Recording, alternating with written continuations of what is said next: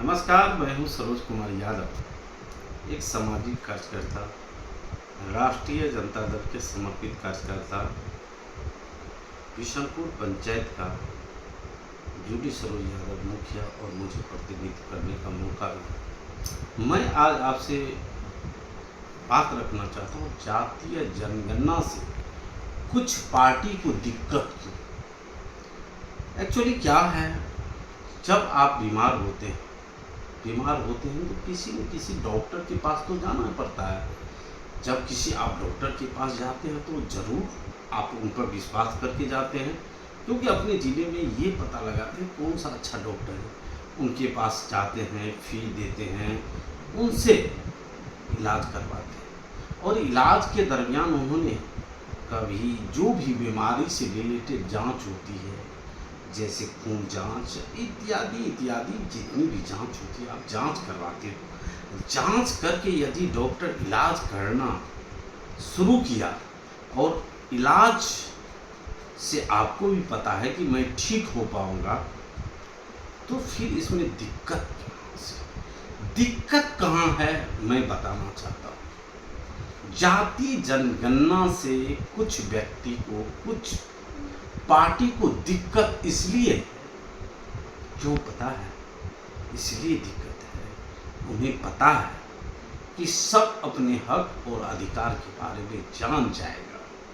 क्योंकि अभी तक की राजनीतिक जो परिदृश्य रही है, चाहे तो कुछ पार्टी जातीय के नाम पे जीत रहा है, कुछ धर्म के नाम पे जीत रहा है, लेकिन मुझे गर्व है मैं उस पार्टी से हूँ, राष्ट्रीय जनता दल से हूँ, कि इन्होंने गरीबों और जनता और गांव के अंतिम पैदान पे कौन व्यक्ति खड़ा है, उनके हक और अधिकार की लड़ाई लड़ा, वो है लालू यादव जी। वो है समाजवाद। समाजवाद से ही सब नेता पैदा होके अभी विभिन्न पार्टी में जुड़ के सत्ता के पक्ष में आके सत्ता के लिए दौड़ रहा है। लेकिन मेरे राष्ट्रीय जनता दल के राष्ट्रीय अध्यक्ष लालू प्रसाद यादव जी, अभी तक उन्होंने, आपको भी पता है, जो भी मेरा वीडियो देख रहे हैं उनको भी पता है, राष्ट्रीय जनता दल के राष्ट्रीय अध्यक्ष चारा घोटाला नहीं किया था, लेकिन उन्हें फंसाया गया।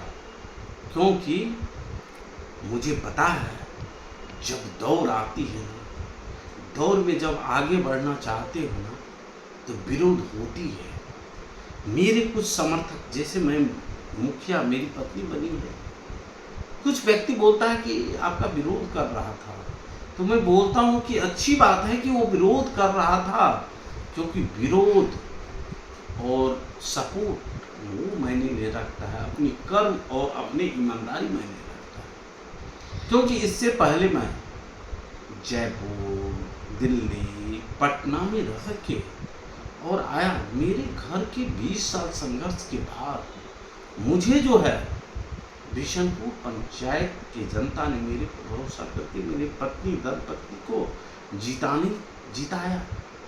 क्यों विरोध हो रहा है अभी? क्यों नहीं होगा? होना चाहिए। लोकतंत्र की ये खूबसूरती है।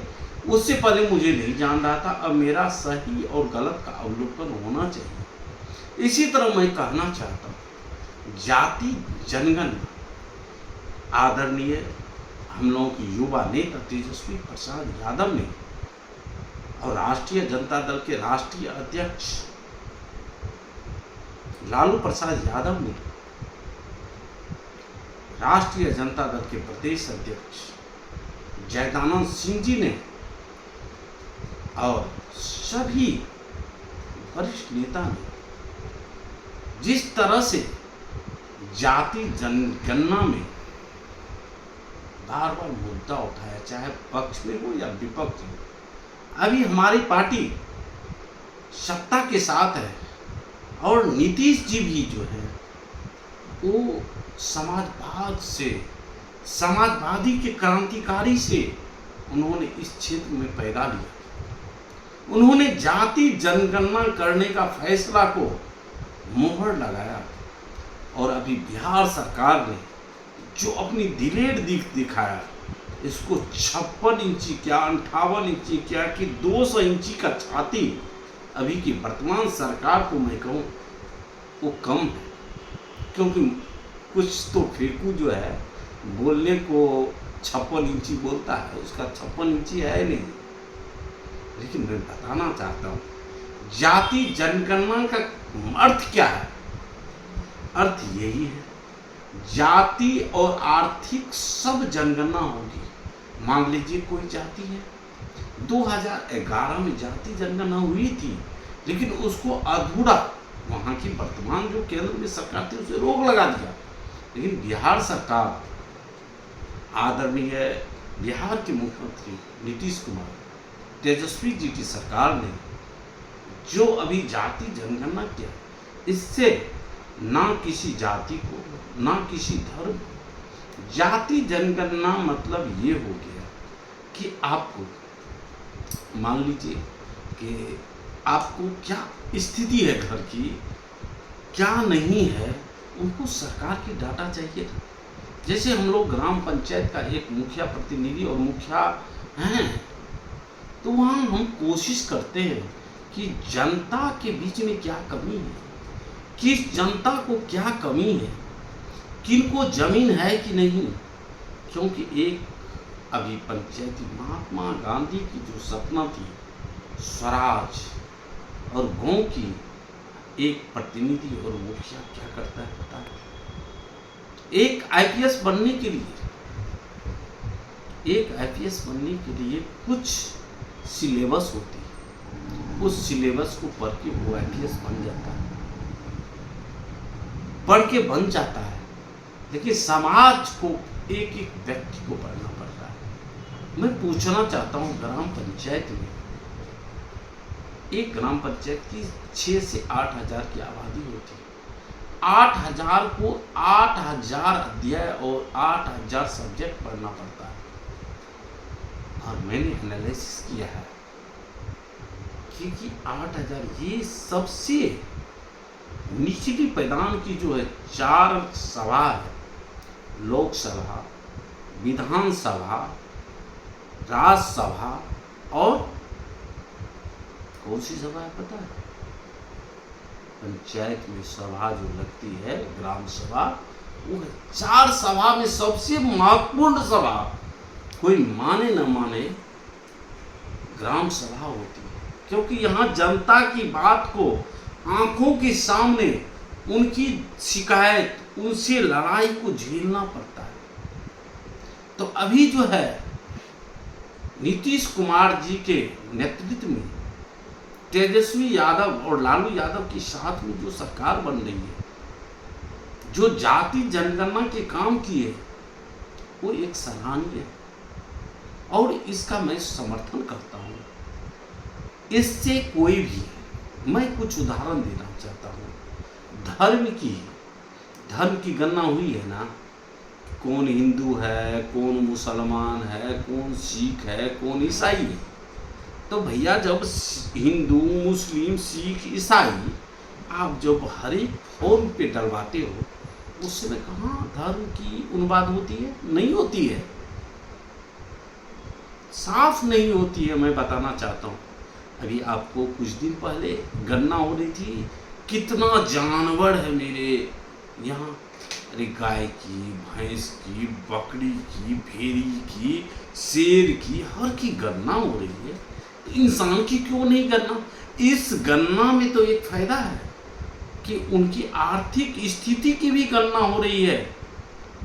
कौन जाति में कितना गरीब है, कौन यादव में गरीब है, कौन जो है महादलित में गरीब है, कौन जो है ब्राह्मण में गरीब है, कौन जो है राजपूत में गरीब है, कौन कैस्ट में गरीब है। सब जाति की गणना हो रही है, किसी एक जाति की गणना नहीं हो रही है। बीजेपी सरकार की एक मंथन है। मैं अपने सभी भाई से कहना चाहता हूँ कि आप लोग कुछ पहले की लड़ाई हम लोग सुनते थे, अभी हम लोग एक युवा हुए हैं, मेरे पंचायत में आप सिर्फ हम विरोध करेगा, लेकिन सिर्फ एक क्वेश्चन पूछेगा, कभी आपके जो है प्रतिनिधि जो हैं, आपके पंचायत की मुखिया जो है जूली कुमारी, उनके पति, कभी ये पूछा है कि आपने वोट दिया है कि नहीं दिया? मैंने इसीलिए जनता दरबार लगाना शुरू किया कि जो पुरानी विचारधारा, पुरानी सोच थी, उसको मैं कैसे बदल पाऊं। तो अभी बिहार के माननीय मुख्यमंत्री नीतीश कुमार जी जिस तरह युवा नेता तेजस्वी प्रसाद यादव के साथ कदम से कदम मिला के सरकार चल रही है, ये जो जाति जनगणना के साथ साथ आर्थिक जनगणना करवा रही है, मैं उनको स्वागत करता हूँ। और मैं बताना चाहता हूँ, ए भाई बहनों, अपनी हक की तो लड़ाई लड़ सकते हो, क्योंकि मुझे पता है मेरे साथ जितने भी व्यक्ति रहते हैं उनको मैं सिर्फ ये बोलता हूँ, अपनी हक की लड़ाई लड़ो। इसीलिए कुछ ऐसी बातें हैं कि सरकार जो अभी है नरेंद्र मोदी जी का, उसका नरेंद्र मोदी का एक आज तक सुनते थे क्या कि कांग्रेस की सरकार है। इससे पहले अटल बिहारी वाजपेयी जी थे तो सुनते थे कि बीजेपी की सरकार है या एनडीए की सरकार है। इससे पहले सुनते थे कांग्रेस का अलायंस सरकार है। लेकिन अभी पता है देश में क्या है? देश में आपको हर एक व्यक्ति बोलता होगा मोदी जी का सरकार है। देखिए, मोदी जी ना पार्टी हो सकता है, ना देश हो सकता है, ना राज हो सकता है, ना हिंदुस्तान हो सकता है। तो आप सोच सकते हैं इसकी सोच। मोदी सरकार, उनके मंत्री विधायक जितने भी उनके पार्टी में हैं, उनको बोलना पड़ता है कि मोदी सरकार। अभी एक दर्द और भी कि ये दर्द मैं बताना चाहता हूँ। कुछ हम लोगों के मित्र अभी पत्रकार कोई न कोई टीवी चैनल में है, उन्होंने बताया कि अब सरकार स्क्रिप्ट तैयार करती है कि सरकार के विरोध कोई बात नहीं होना चाहिए। आप YouTube पे देख लेना, YouTube पे लालू जी ने एक भाषण दिया था जिस समय अटल बिहारी वाजपेयी भारत देश के प्रधानमंत्री थे। लालू जी ने बोला था कि आपको तो नेहरू जी ने बोला कि एक दिन प्रधानमंत्री बनोगे, लेकिन आप 2 बार प्रधानमंत्री बने, अब तो माफ कर दीजिए। उस पे अटल बिहारी वाजपेयी ने हंसे, उनकी बातों को अमल किए।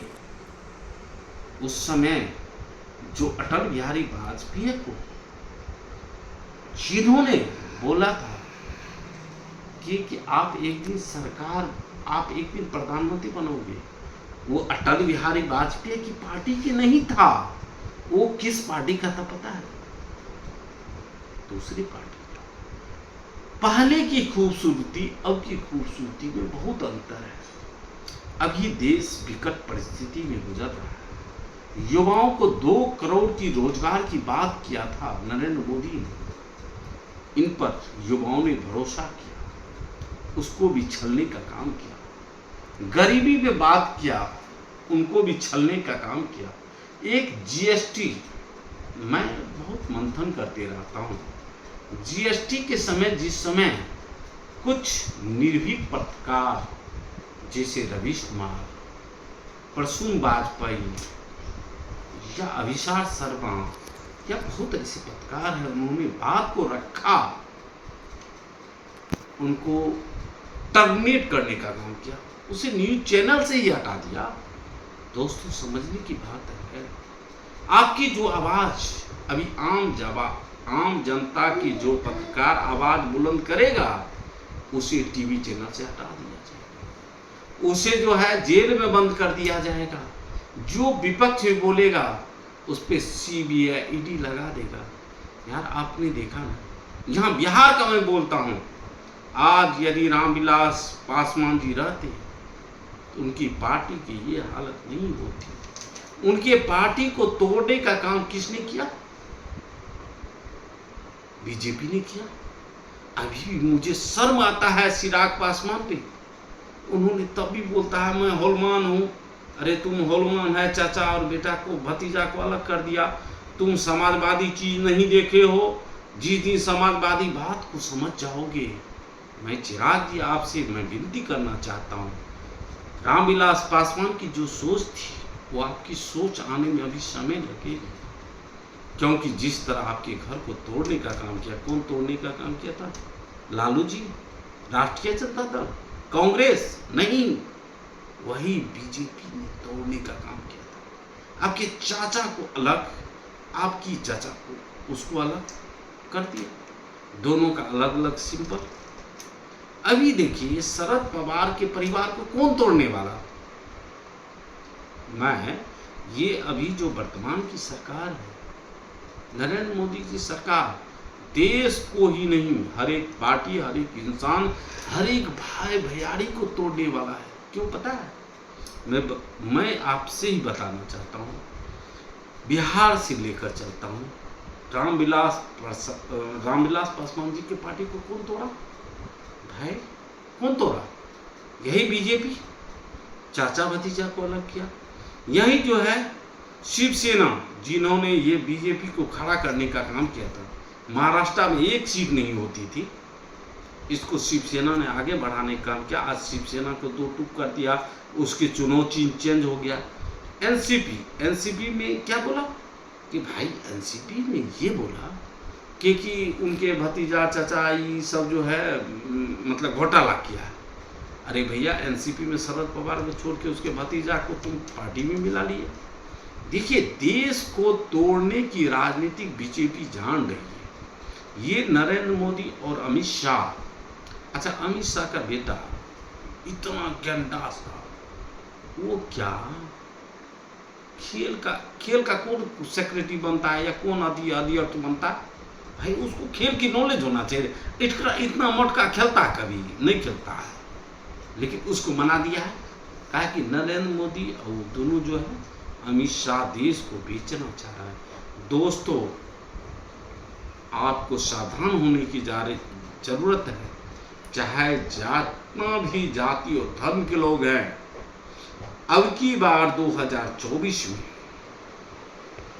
मोदी सरकार, क्योंकि बीजेपी सरकार नहीं है, बीजेपी के नेता को ये भी नहीं पता है कि बीजेपी के सरकार में है कि किसके सरकार में। मोदी सरकार को हटाना, देश को बचाना आपका लक्ष्य और मेरा लक्ष्य होना चाहिए। जय हिंद, भारत माता की जय, वंदे मातरम।